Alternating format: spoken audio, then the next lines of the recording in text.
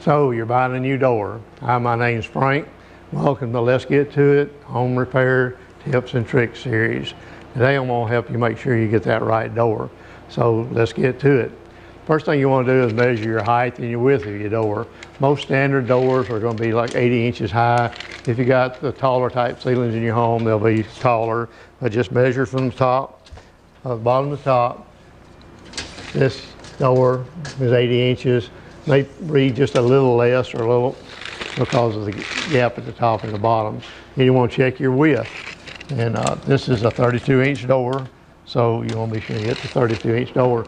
Most of your exterior doors are going to be either 36 inches or 32 inches. Most of your front doors will be 36. Most of your back doors will be 32. So make sure you get the right one. The next thing you want to do is make sure you get the right hinge orientation. And the best way to do that is find the side of your door that the hinges are showing on like this. Just back up to the door, and the side that the hinges are on is the orientation of the door you want. So if you want to get a right-handed door, 32 inches wide, 80 inches tall, to match this door.